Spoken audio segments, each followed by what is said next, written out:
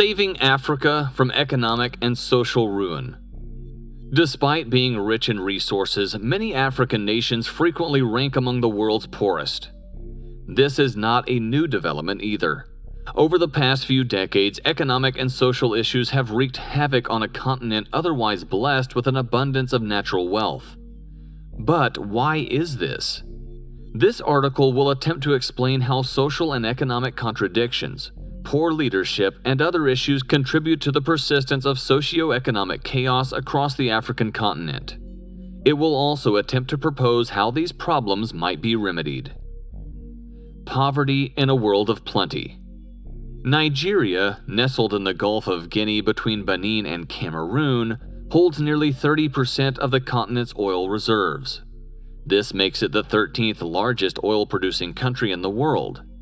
In fact, according to a 2018 report, the country's oil sector is worth over $30 billion, which could easily cover its budget for the next decade and a half. Yet, despite this abundance of resources, the country remains way behind in social and economic development. Indeed, a report recently revealed that some 82 million people currently live below the poverty line, with nearly 40% of the population struggling to live off just $1 a day. To make matters worse, Nigeria suffers from constant infrastructure issues, including massive gaps in available transportation and a near 50% unemployment rate.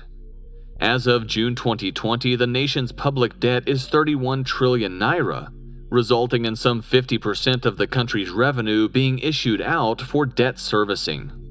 Unfortunately, Nigeria's situation is not uncommon among African nations, many of which are rich in resources but continue to suffer from underdevelopment, debt, and poverty. In fact, many analysts agree that the debt problem in the African continent as a whole is utterly unsustainable and represents an economic ticking time bomb. Take the country of Angola, for instance. Producing oil in significant quantities since 1956, it remains one of the top exporters of black gold in the world. Yet despite revenue potential of up to $32 billion, Angola continually sports a poverty rate of around 40%, with nearly half the country earning less than $21 a month. Another example is the Democratic Republic of Congo, a nation that has been plagued by war for decades now. Here, nearly 3/4 of the population lives in extreme poverty, earning less than $1 a day. Moreover, some 86% of people are underemployed. This is all in spite of the fact that the DRC is considered to be one of the wealthiest nations in the world, containing some $24 trillion worth of minerals, gold, copper, diamonds, etc., many of which remain completely untapped. As you can see, despite being plagued by poverty, African nations are anything but poor. In fact, many of these nations earn billions of dollars exporting resources all over the world. This means that their situation is one of artificial poverty, a result of conscious decision rather than a true lack of income. Indeed, when one considers the Human Development Index put into place by the UN, nearly all of the bottom-ranking nations are in Africa. The problem of establishing responsibility. Walter Rodney, writer of the 1972 book How Europe Underdeveloped Africa, laid the blame for much of the continent's troubles squarely at the feet of colonialism. He also cited the slave trade and the violent conflict over resources and land for permanently affecting socio-economic situations across Africa.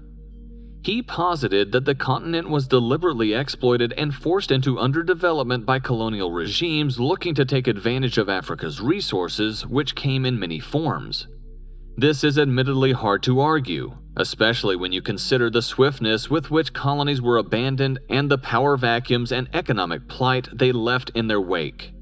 At the time Rodney's book was released, Nigeria had been completely independent for 12 years. Like many previously troubled nations, it was expected that independence would result in near immediate prosperity. However, even today, things are still getting worse in the country. This seems to indicate that colonialism alone might not be responsible for the continent's issues. After all, most African leaders have outright failed to develop their countries over half a century or more. It's important to hold colonialism accountable for the devastation it wreaked on the African continent's people, resources, and economies. The same goes for the slave trade that came before it. But while some might argue that a sort of neo-colonialism continues to affect the country's social, political, and economic interests, it's difficult to imagine how some 50-plus independent nations could nearly all fail to develop sustainable socio-economic systems in more than 50 years. So, what is the problem in Africa? Unfortunately, too little attention is given to the so-called leaders who often inherit control of the countries from the colonists. Many of these individuals were put into place quite hastily by exiting colonial forces, while others took advantage of the resulting power vacuum to seize control of the countries by force. And while the nations were swift to start outflowing their natural resources to establish reliable economies, most leaders were also fast to separate the earnings as they saw fit. This resulted in a very clear distinction between the haves and the have-nots, with the former living in luxury while the latter are forced to get by on almost nothing at all. In 2016, it was reported that 90% of Nigerian bank accounts containing over $1,300 were owned by just 2% of the population. This indicates a sort of winner-take-all economic system that doesn't just create a dichotomy in incomes, but enforces it year after year. How else does one explain the fact that Nigerians have spent over $6 billion on private jets since 2014? Or that it has emerged as the fastest-growing market for luxury aircraft in the world, in a society where most citizens can barely afford bus travel? These countries' leaders enjoy the best of the best, including European medical treatments and international schooling, while their citizens suffer without the necessary infrastructure and the jobs it would create. This seems to indicate that Africa's problem has more to do with how its resources are managed. The heart of this problem might be the continent's general fixation with trading resources for foreign currency without planning for how that income might contribute to industrializing, employment, and economic development. Assessing accountability. Again, there is no denying the damage done by colonialism, the slave trade, and other outside interference on the African continent. That said, it is also essential to hold national leaders responsible for their continual failure in modernizing their respective countries. In his 1983 book entitled The Trouble with Nigeria, Chinua Achebe repeatedly cites the inability or unwillingness of his nation's leaders to do just that: lead. Other writers, too, have joined the cause to call for leaders of these nations to be held accountable for their failures and pushed to pursue economic development in a way that will bring much-needed stability to their countries. The path forward. Before it can undo the damage done and begin pursuing meaningful economic development, Africa will need to undergo some serious changes. Chief among these changes are the following: real democracy. Africa is plagued by inept or outright corrupt leadership. Though there has always been a tendency towards accepting dictatorship in Africa, the only way out of this is to embrace true democracy in all its forms. Leadership development. Along with the purging of corrupt or ineffective leadership, Africa must also invest in leadership development, holding bad leaders accountable and incentivizing and empowering good ones. Respect the ballot. Poverty often provides an easy opportunity for electoral manipulation. When voting, it is absolutely essential that citizens prioritize their needs and the needs of their children. Bolder leadership. Africa needs visionaries who think beyond the short term. Simple accomplishments are not good enough. Only major changes to the way the countries operate can move these countries forward. Infrastructure investment. Too many African nations are hindered by a lack of sufficient electrical grids, roads, rail networks, housing, and healthcare. These things must be implemented first to create a foundation for future growth. Industry localization.